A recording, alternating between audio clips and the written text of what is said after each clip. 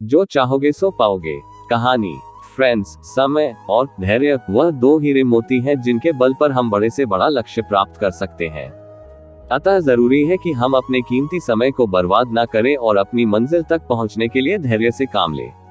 तो चलिए कहानी शुरू करते हैं। एक साधु था, वह रोज घाट के किनारे बैठकर चिल्लाया करता था, जो चाहोगे सो पाओगे, जो चाहोगे सो पाओगे। बहुत से लोग वहां से गुजरते थे पर कोई भी उसकी बात पर ध्यान नहीं देता था और सब उसे एक पागल आदमी समझते थे। एक दिन एक युवक वहां से गुजरा और उसने उस साधु की आवाज सुनी, जो चाहोगे सो पाओगे, जो चाहोगे सो पाओगे, और आवाज सुनते ही उसके पास चला गया। उसने साधु से पूछा, महाराज, आप बोल रहे थे कि जो चाहोगे सो पाओगे, तो क्या आप मुझको वो दे सकते हो जो मैं जो चाहता हूँ? साधु उसकी बात को सुनकर बोला, हाँ बेटा, तुम जो कुछ भी चाहता है मैं उसे जरूर दूंगा, बस तुम्हें मेरी बात माननी होगी।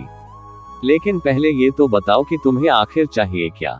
युवक बोला, मेरी एक ही ख्वाहिश है, मैं हीरो का बहुत बड़ा व्यापारी बनना चाहता हूँ।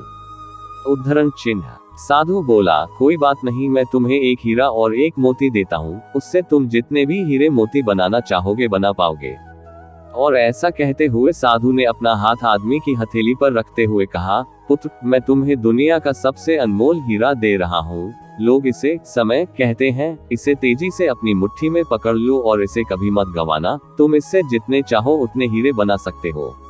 युवक अभी कुछ सोच ही रहा था कि साधु उसका दूसरी हथेली पकड़ते हुए बोला, पुत्र, इसे पकड़ो, ये दुनिया का सबसे कीमती मोती है। लोग इसे धैर्य कहते हैं।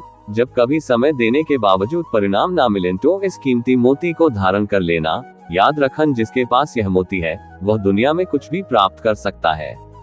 उद्धरण चिन्ह। युवक गंभीरता से साधु की बातों पर विचार करता है और निश्चय करता है कि आज से वह कभी अपना समय बर्बाद नहीं करेगा और हमेशा धैर्य से काम लेगा।